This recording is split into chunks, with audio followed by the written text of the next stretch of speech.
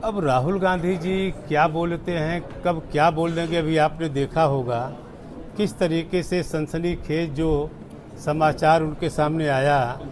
और देश के सामने देश के लोग समझते थे। आप लोगों के मन में भी ये रहा होगा कि आखिर वो हाइड्रोजन बम जो फूटने वाला है वो कौन सा है, लेकिन आपने देखा कि खोदा पहाड़ निकली चूहिया वाली चरितार्थ सही हो गई कि उसमें कुछ भी नहीं रहा। इसलिए कौन क्या कहता है, इससे प्रधानमंत्री और भारतीय जनता पार्टी की सरकार पर कोई असर पड़ने वाला नहीं है। माननीय प्रधानमंत्री जी पूरी तरीके से गरीबों के साथ खड़े हैं, इसलिए गरीबों को जब जब आवश्यकता पड़ी है गरीबों के लिए हमेशा राहत लेकर के आए हैं, उनको राहत दिया है। मंत्री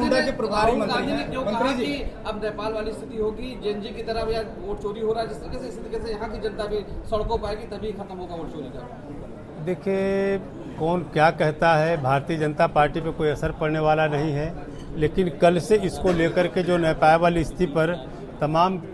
आपने पैनल में देखा होगा कि इस सरकार में केवल इमरजेंसी को छोड़ करके, जब इस देश में इमरजेंसी लागू थी, इमरजेंसी में ऐसे तमाम हर दल के लोगों ने जब ऐसे तानाशाही सरकार के खिलाफ संघर्ष करने का काम किया है, उस अवधि के छोड़ के जिन्हें कई कई सालों तक जेल के सलाखों में रहना पड़ा, जिन्हें लोकतंत्र सेनानी का खिताब भी मिला है, तब को छोड़ करके आज तक देश में कोई ऐसे हालात पैदा होने वाली नहीं है कि इस तरह की स्थिति पैदा हो। मंत्री जी, आप गोंडा के प्रभारी मंत्री। इस देश के 140 करोड़ लोगों,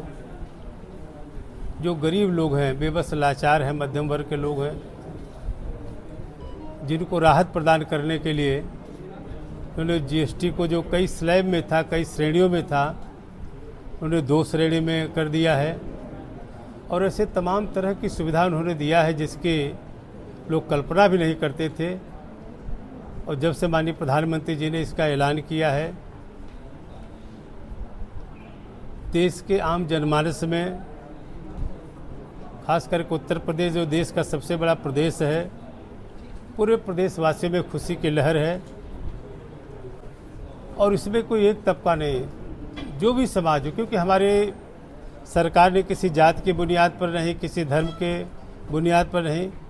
बल्कि आज़ादी के 70 साल तक जिनको इंसाफ नहीं मिल पाया, जिनको सम्मान नहीं मिल पाया, जिनको राहत नहीं मिल पाई, उन सारे लोगों को सम्मान देने का काम किया है, उनको राहत देने का काम किया है। जीएसटी के बारे में जिन्होंने 2 श्रेणी में माननीय प्रधानमंत्री ने जो बांटा है कि सारी जो पुरानी दरें थी उसे ख़त्म करके 5%